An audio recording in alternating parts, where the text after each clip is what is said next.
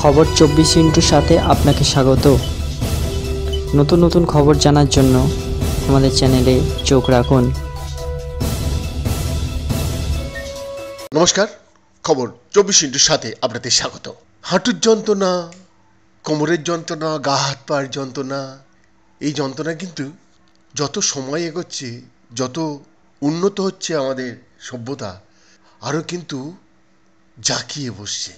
এবং এই সমস্ত বা তাদের নিষ্পত্তিতে উন্নত ইমেজিং প্রযুক্তির অ্যাডের সাথে স্বাস্থ্যসেবা পেশাদাররা ব্যতিক্রমী নির্ভুলতার সাথে আক্রমণকারী পদ্ধতির মাধ্যমে টিস্যু এবং জয়েন্টের বিকৃতি নির্ণয় করতে পারে। তবুও একটি উদ্বেগজনক প্রশ্ন থেকে যায়, কেন নির্দিষ্ট জয়েন্টের বিকৃতি সহ নির্দিষ্ট রোগীরা উপসর্গ অনুভব করেন, অন্যরা তা করেন না?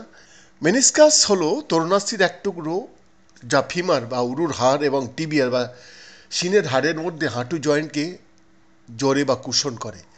কিছু লোক তাদের মেনিসকাসে জন্মগত আকারগত পরিবর্তন নিয়ে জন্মগ্রহণ করে, যাকে বলা হয় ডিসকয়েলেট ল্যাটারাল মেনিসকাস বা ডিএলএম, যেখানে মেনিসকাস পার্শ্ব রিও বা হাঁটুর বাইরের দিকে ঘন হয়।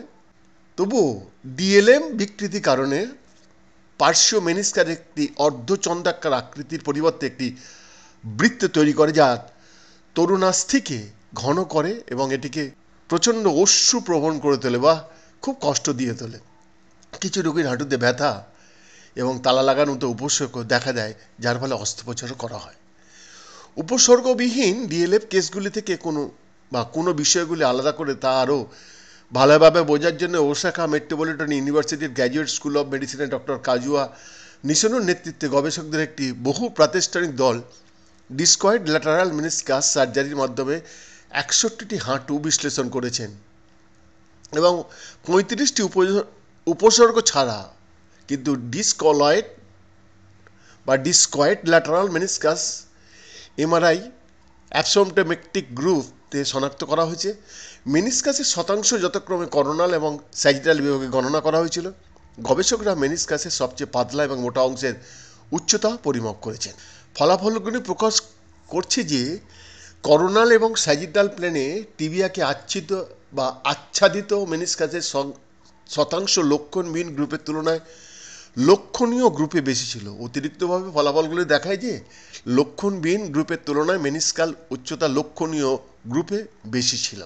সামগ্রিকভাবে প্রি অপারেটিভ ইমেজিং উপসর্গযুক্ত ডিএলএ রোগীদের জন্য প্রয়োজনীয় টিস্যু রিসেকশন বা অপসারণের পরিমাণ নির্ধারণের সহায়ক ছিল। এই বৈশিষ্ট্যগুলির উপর ভিত্তি করে অস্ত্রোপচারের সিদ্ধান্ত এবং পরিকল্পনা করা চিকিৎসায় সহায়তা করবে বলে আশা করা হচ্ছে। ভবিষ্যতে বিজ্ঞানীরা বলছেন, আমরা 3 মাত্রায় অস্ত্রোপচারের আগে এবং মেনিসকাসের রূপগত পরিবর্তনগুলি তদন্ত করব, বলছেন ডক্টর নিশিনো।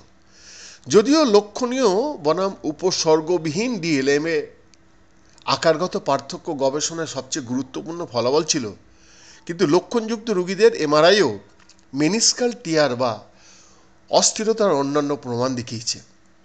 গবেষকরা প্রমাণ দেন যে এই রূপগত বৈশিষ্ট্যগুলি লক্ষণযুক্ত রোগীদের ডিএলএম লক্ষণগুলির জন্য দায়ী হতে পারে।